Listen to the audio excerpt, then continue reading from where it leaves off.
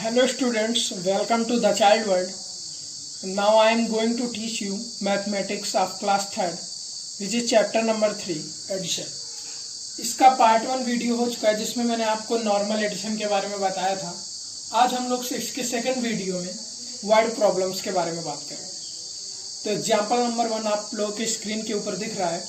There are 2341 boys and 1342 girls studying in a school. एक school में 2341 लड़के और 1342 लड़कियां पढ़ती हैं। What is the total number of students? तो आपको स्टूडेंट्स की संख्या बतानी है। चलिए सीखते हैं इसको कैसे किया जाता है, सॉल्व करते हैं। नंबर ऑफ बॉयज कितने बॉयज हैं? 2341। Number of girls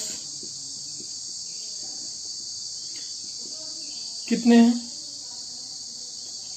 1342। Total number of students add कर देंगे। जहां पे टोटल की बात आती है वहां पे हम लोग ऐड करते हैं always. Total number of students इसको ऐड कर दीजिए। 2 + 1 3, 4 + 4 8, 3 + 3 6, 2 + 1 3, 3683। देयर आर, आंसर में आप लोग लिखेंगे there are 3683 students in a school. चलिए एक और एग्जाम्पल के बारे में बात करते हैं।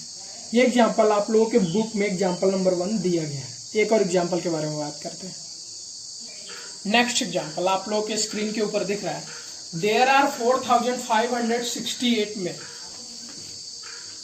3936 women and 1473 children in a town। एक शहर में 4568 आदमी, 3936 औरतें और 1473 बच्चे रहते हैं। What is the population of that town? उस शहर की पॉपुलेशन बतानी है, जनसंख्या, टोटल पॉपुलेशन कितनी है।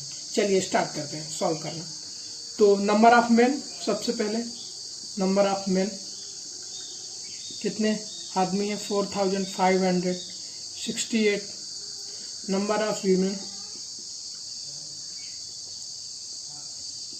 कितने? 3936।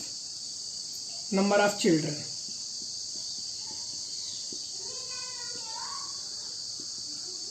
1473। टोटल पॉपुलेशन जहाँ पे टोटल वर्ड आता है, अभी मैंने बताया था, वहां पे क्या करते हैं? केवल ऐड करते हैं। ऐड कर लीजिए सबको।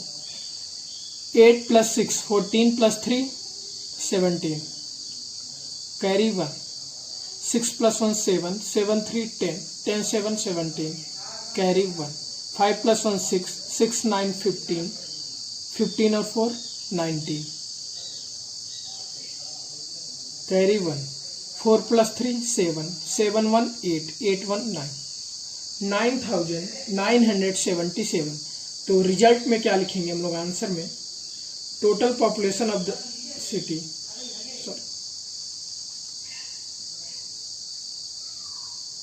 Total population of the city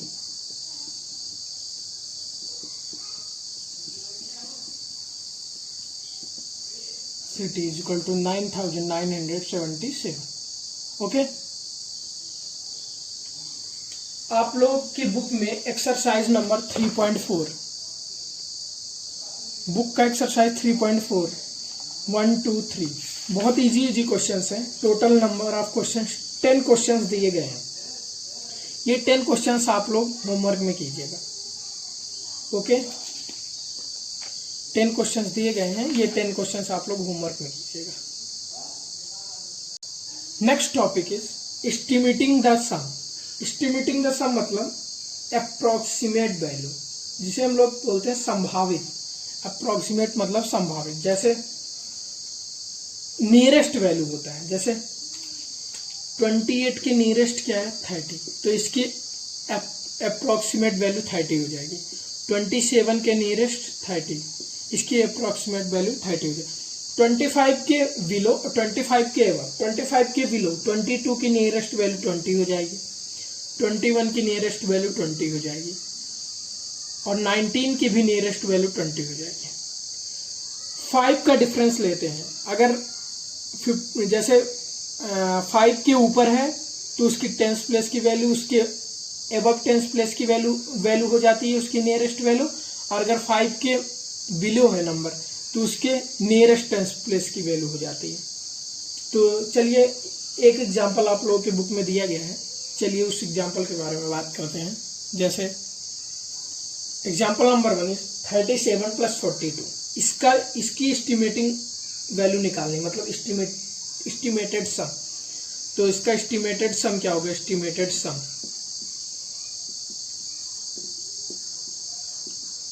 37 के नियरेस्ट वैल्यू क्या है? 37 के नियरेस्ट वैल्यू हो जाएगी 40 और 42 के नियरेस्ट वैल्यू क्या हो जाएगी? 40। तो इसकी एस्टिमेटेड वैल्यू आ गई 80। एक्चुअल वैल्यू क्या आएगी? एक्चुअल वैल्यू, एक्चुअल सम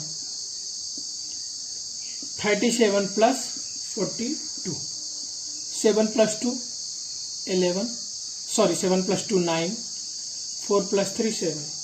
तो डिफरेंस कितने का आया? 1 का। एस्टिमेटेड वैल्यू में 80 रिजल्ट आया और एक्चुअल सम में 79। तो एक्चुअल सम और एस्टिमेटेड सम में ज्यादा डिफरेंस नहीं है, बस एक का ही डिफरेंस है। इसलिए बड़ी बड़ी कैलकुलेशंस में हम एस्टिमेटेड सम का सहारा लेते हैं। एस्टिमेटेड मतलब संभावित। चलिए एक और एग्जांपल के बारे में बात करते हैं। सेकंड एग्जांपल है 28 + 74।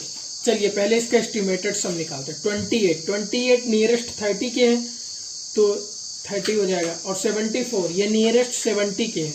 75 के अबव होता तो 80 के नियरेस्ट हो जाता, लेकिन ये 75 के बिलो, इसलिए 74 नियरेस्ट है 70। दोनों को ऐड करेंगे तो रिजल्ट हमारा आ गया 100। इसकी एक्चुअल वैल्यू निकालते हैं।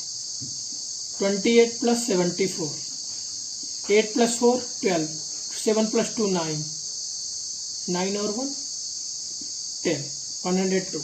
तो रिजल्ट कितना डिफर किया? 2 का डिफरेंस है। बहुत लीस्ट डिफरेंस आता है, इससे कैलकुलेशंस करने में आसानी होती है। चलिए एक एग्जांपल आप लोगों के बुक में दिया गया है, वर्ड प्रॉब्लम्स है एस्टिमेटेड सम के ऊपर। चलिए उसको सॉल्व करते हैं। चलिए एग्जाम्पल क्या दिया गया है? Rani got total 336 marks in the half yearly examination and 408 marks in the annual exam. Estimate her grand total by rounding off to the nearest 100. Rounding off numbers मतलब estimate करना है grand total। तो 336 marks half yearly का है, तो 336 is rounded off, मतलब estimated rounded off to 300। अगर hundreds में डिजिट दी गई है तो हम लोग उसको 50 और 100 में डिवाइड कर लेते हैं। जैसे 423 है तो इसकी एस्टिमेटेड वैल्यू 400 होगी।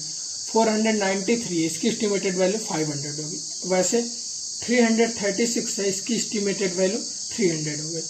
Next is 408 marks in annual exam. 408 is rounded off to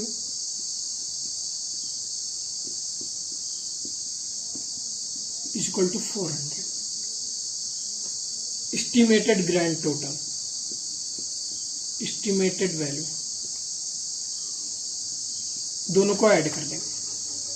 0 0 4 + 3 7, 700। Estimated grand total कितना आ गया? 700। बहुत इजी होता है। जैसे अगर हम लोग 1000 में बात करें, 1000 में अगर 996 है, इसकी एस्टिमेटेड वैल्यू 1000 हो जाएगी। आप लोगों का चैप्टर यहीं पे खत्म होता है, चैप्टर नंबर 3। बुक में इस एक्सरसाइज नंबर 3.5 एस्टिमेटेड वैल्यू और एक्चुअल सम दोनों निकालने हैं, ये आप लोग कैलकुलेट कर लीजिएगा, इजी है। और रिवीजन, प्रीवियस एक्सरसाइजेस के रिवीजन है, आप लोग ये होमवर्क में कीजिएगा। आप लोगों का चैप्टर फिनिश हो गया। Okay, thank you students.